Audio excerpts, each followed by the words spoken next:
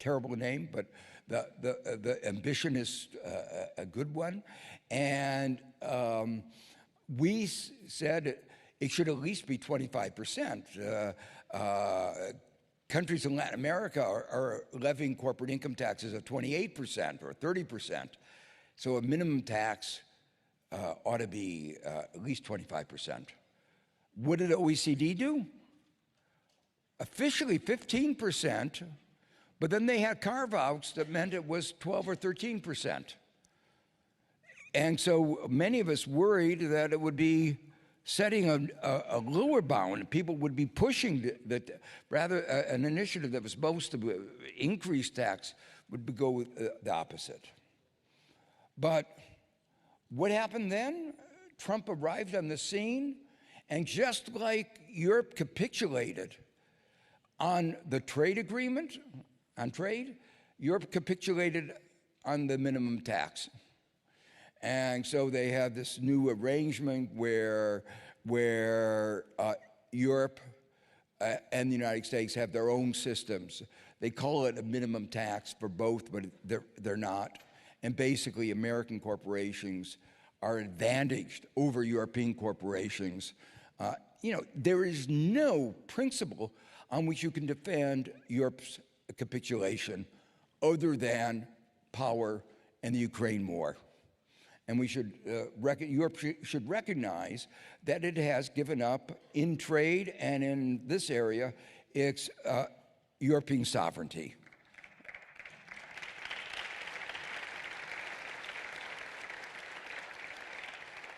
And part of the reason it's given up that sovereignty has to do with what Philippe was talking about. You are reliant on American technology. And you use Starlinks, and so you need to have your technology capacity. You need industrial policies to bring those capacities. You also need defense capacities. Pillar 1 was concerned with the allocation of tax rights.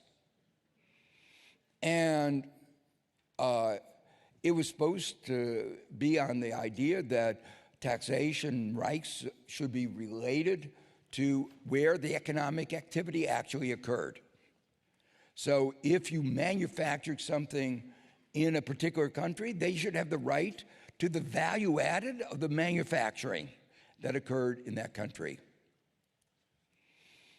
But what Pillar 1 did was address the issue only in the largest firms. And then they made up some concepts that had no economic basis, called excess profits and all.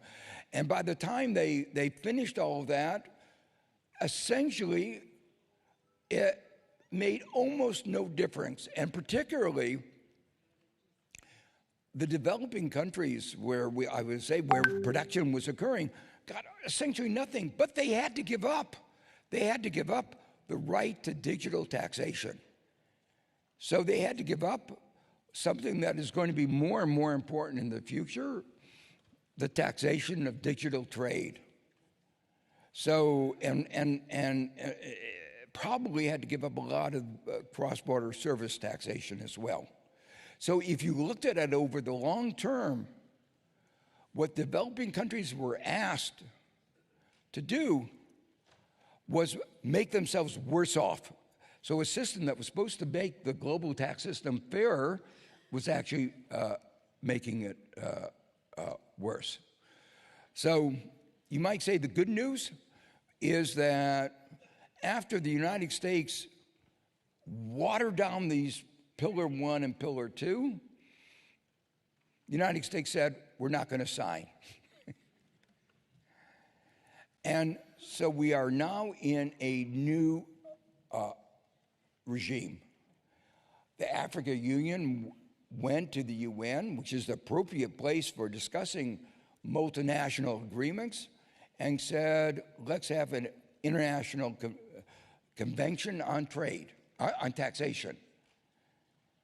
And the good news is the United States is not participating. So I say it's good news because it means that there can be actually meaningful discussions. And those discussions are going on now. And hopefully in the future, U.S. will have a government that reflects a more, a better attitude towards social justice, and will sign on to whatever agreements that are made in this UN Tax Convention. So I think it's a moment of hope. You know, Trump has been totally destructive to the international rule of law in every area: trade, taxation, war. I think in many of these areas, Europe has to recognize there has to be a coalition of the rest of the world, what I sometimes call the G-1.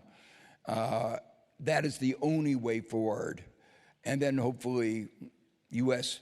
democracy will survive, and we will get a government that will be able to join the rest of the world.